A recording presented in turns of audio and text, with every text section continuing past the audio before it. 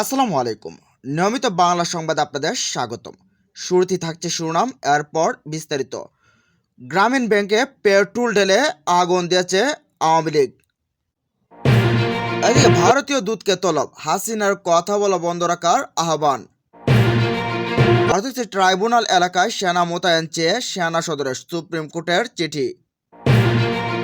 এবং সবশেষ জানিয়ে দেব ফেসিবাদী অপশক্তির আস্ফালন, শক্ত হাতে প্রতিহতের আহ্বান চরমোনাই পীরের। এতক্ষণ শুনছেন সংবাদ শিরোনাম, এবার জানুন পুরো বিস্তারিত। ব্রাহ্মণবাড়িয়ার বিজয়নগরে গ্রামীণ ব্যাংকের একটি শাখায় পেট্রোল ঢেলে আগুন দেওয়ার ঘটনা ঘটেছে। বুধবার দিবাগত রাত 2টার দিকে চান্দুরা এলাকায় গ্রামীণ ব্যাংকের ওই শাখায় এ ঘটনা ঘটে। আগুনে অফিসের আসবাবপত্র ও গুরুত্বপূর্ণ কাগজপত্র পুড়ে গেলেও ট্রাকার বোর্ড অক্ষত রয়েছে। ব্যাংকের শাখার ব্যবস্থাপক মোহাম্মদ কলিমউদ্দিন জানান, রাত আনুমানিক 2টার দিকে বাইরে থেকে পেট্রোল ঢেলে আগুন দেওয়া হয়। নাইট গার্ড বিষয়টি বুঝতে পেরে দ্রুত স্থানীয়দের খবর দেন। স্থানীয়দের সহযোগিতায় প্রাথমিকভাবে আগুন নিয়ন্ত্রণে আনা হয়। পরে খবর পেয়ে ফায়ার সার্ভিস এসে আগুন পুরোপুরি নেভায়। তিনি আরও জানান, এ ঘটনায় ব্যাংকের আসবাবপত্র ও কিছু বড় কাগজপত্র পুড়ে গেছে। এ বিষয়ে থানায় লিখিত অভিযোগ দেওয়া হয়েছে। বিজয়নগর থানার ওসি শহীদুল ইসলাম বলেন, খবর পেয়ে পুলিশ ঘটনাস্থল পরিদর্শন করছে। কে বা কারা আগুন দিয়েছে তা খতিয়ে দেখা হচ্ছে। এদিকে ভারতীয় দূতকে তলব, হাসিনার কথা বলা বন্ধ রাখার আহ্বান। ভারতে পালিয়ে আশ্রয় নেওয়া শেখ হাসিনার গণমাধ্যমে কথা বলার বিষয়ে উদ্বেগ প্রকাশ করেছে ঢাকা। দেশটির দূতকে এই উদ্বেগে জানিয়েছে পররাষ্ট্র মন্ত্রণালয়। একই সঙ্গে শেখ হাসিনাকে গণমাধ্যমের সঙ্গে কথা বলার সুযোগ না দিতে ভারতের প্রতি আহ্বান জানানো হয়েছে। বুধবার ঢাকায় নিযুক্ত ভারতের ডেপুটি হাইকমিশনার প্রবণ বাদেহকে আনুষ্ঠানিকভাবে তলব করা হয় বলে পররাষ্ট্র মন্ত্রণালয়ের সূত্র নিশ্চিত করেছে। রাষ্ট্রীয় বার্তা সংস্থা বাসস জানায়, পররাষ্ট্র মন্ত্রণালয় জানিয়েছে যে মানবতা বিরোধী অপরাধের দায়ে বিচারাধীন এক কুখ্যাত পলাতক আসামিকে আশ্রয় দেয়া এবং তাকে বাংলাদেশ বিরোধী বিদ্বেষ ছড়ানো ও দেশে সন্ত্রাসী কর্মকাণ্ড উস্কানি দেওয়ার মতো বক্তব্য প্রচারের সুযোগ দেয়া দুই দেশের গঠনমূলক দ্বিপাক্ষিক সম্পর্কের জন্য অসহায়ক ও অনভিপ্রেত।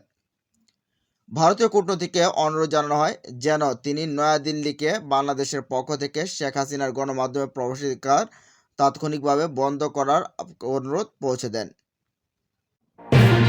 এদিকে ফেসিবাদী অপশক্তির আস্ফালন, শক্ত হাতে প্রতিহতের আহ্বান জানায়। কার্যক্রম নিষিদ্ধ আওয়ামী লীগের ঢাকা লকডাউন কর্মসূচি ঘিরে পতিত ফেসিবাদের হিংস্র রূপ আবারও দেখা দিয়েছে বলে মন্তব্য করেছেন ইসলামী আন্দোলনের আমির মুফতি সৈয়দ মোহাম্মদ রেজাউল করিম। তিনি বলেন, আসুন অপশক্তির যে কোনো আস্ফালনকে শক্তভাবে প্রতিহত করি। আজ এক বিবৃতিতে চরমোনাই পীর এ আহ্বান জানিয়েছেন। তিনি বলেন, পতিত ফেসিবাদের হিংস্র রূপ আবারও দেখা দিয়েছে। অগ্নিসন্ত্রাস, চোরাগুপ্তা হামলা, ককটেল হামলা, কারসহ নানাভাবে ভয়ঙ্কর দানব তুল্য সেই অপশক্তি আবারও মাথা চাড়া দিয়েছে। এই শক্তিকে প্রতিহত করতে হবে। সেজন্য জনপ্রশাসনের পাশাপাশি সব রাজনৈতিক শক্তিকেও ঐক্যবদ্ধভাবে তাদের মোকাবেলা করতে হবে। মুফতি রেজাউল করিম বলেন, পতিত ফ্যাসিস্ট তাদের কৃতকর্মের জন্য কোনোভাবেই ক্ষমা প্রার্থনা করেনি।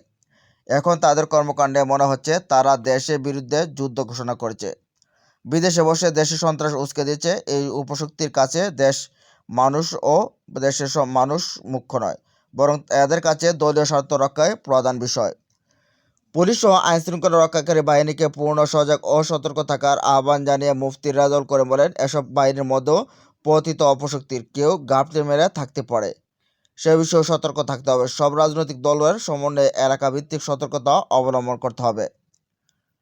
রাজনৈতিক দলগুলোর প্রতি আহ্বান জানিয়ে মুফতি রেজাউল করিম বলেন, জুলাই সনদের আইনি ভিত্তিক গণভোটের সময় নিয়ে আমাদের মধ্যে রাজনৈতিক মতভিন্নতা আছে, কিন্তু ফ্যাসিবাদের বিরুদ্ধে আমাদের সবার ঐক্যবদ্ধ অবস্থান নিতে হবে।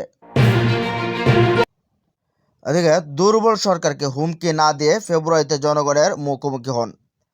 বর্তমান দুর্বল অন্তর্বর্তীকালীন সরকারকে হুমকি ও ধমকি না দিয়ে আগামী ফেব্রুয়ারি মাসে জনগণের মুখোমুখি হওয়ার জন্য কয়েকটি রাজনৈতিক দলের প্রতি আহ্বান জানিয়েছেন বিএনপির ভারপ্রাপ্ত চেয়ারম্যান তারেক রহমান। বুধবার বাংলাদেশ চীন মৈত্রী সম্মেলনের কেন্দ্রে বিএনপির উদ্যোগে 7ই নভেম্বর ঐতিহাসিক জাতীয় বিপ্লব ও সংহতি দিবসে 50 বছর পূর্তি উপলক্ষে এক আলোচনা সভায় লন্ডন থেকে ভার্চুয়ালি যুক্ত হয়ে প্রধান অতিথির বক্তব্যে তিনি আহ্বান জানান। সভায় 7ই নভেম্বর জাতীয় বিপ্লব ও সংহতি দিবস উপলক্ষে ডকুমেন্টারি প্রদর্শন করা হয়। পরে একটি সঙ্গীত পরিবেশন করা হয়। বিএনপির ভারপ্রাপ্ত চেয়ারম্যান বলেন, জনগণের অধিকার প্রতিষ্ঠার জন্য জনগণের সরাসরি ভোটে জনগণের কাছে জবাবদিহিমূলক সরকার প্রতিষ্ঠার ক্ষেত্রে যখন প্রস্তুত হচ্ছেন, তখন কয়েকটি রাজনৈতিক দল অন্তর্বর্তীকালীন সরকারের দুর্বলতার সুযোগ নিয়ে কার্যত গণতন্ত্রকামী জনগণের রাজনৈতিক অধিকার প্রতিষ্ঠার বিরুদ্ধে অবস্থান নিয়েছেন। আমি আবারও ফ্যাসিবাদ বিরোধী আন্দোলনের সহযোগীদের দৃষ্টি আকর্ষণ করে বলতে চাই, বর্তমান দুর্বল অন্তর্বর্তীকালীন সরকারকে হুমকি-ধমকি না দিয়ে আগামী ফেব্রুয়ারি মাসে জনগণের মুখোমুখি হন। আমাদের প্রতিটি রাজনৈতিক দলের মনে রাখা দরকার, নিজ নিজ দলীয় স্বার্থ সমর্থক নিজের নেতাকর্মীদের বাইরেও কিন্তু অরাজনৈতিক কিংবা নির্দলীয় একটি বিশাল সংখ্যক জনগোষ্ঠী রয়েছে। তিনি বলেন, আমরা দেখতে পাচ্ছি কোনো রাজনৈতিক দল নানা শর্ত দিয়ে জাতীয় নির্বাচন অনুষ্ঠানে বাধা সৃষ্টি করতে চাইছে। জাতীয় নির্বাচন নিয়ে জটিলতা সৃষ্টির অর্থ একদিকে নির্বাচন না করে রাষ্ট্রযন্ত্রে খবরদারির সুযোগ গ্রহণ করা, অপরদিকে পতিত পরাজিত পলাতক স্বৈরাচারের পুনর্বাসনের পথ সুগম করা। পলাতক স্বৈরাচারীর সহযোগিতা গত কয়েকদিন রাজধানীতে যেভাবে আগুন সন্ত্রাস চালিয়েছে, ফ্যাসিবাদ বিরোধী শক্তির করণীয় সম্পর্কে এটি একটি সতর্কবার্তা হতে পারে বলে মনে করি। তারেক রহমান বলেন, এখন সবার কাছে স্পষ্ট, ফ্যাসিবাদ বিরোধী আন্দোলনের একটি দল ফ্যাসিবাদের নিষ্ঠুরতা থেকে নিজেদের বাঁচাতে ফ্যাসিবাদের ছাতার নিচে আশ্রয় নেওয়ার কৌশল অবলম্বন করেছিল। বর্তমান পরিবর্তিত পরিস্থিতিতে পতিত পরাজিত ও পলাতক স্বৈরাচার একইভাবে ফ্যাসিবাদ বিরোধী আন্দোলনে থাকা দলটির ছাতার নিচে আশ্রয় নিয়েছে কিনা, এ ব্যাপারে ভাববার যথেষ্ট অবকাশ রয়েছে।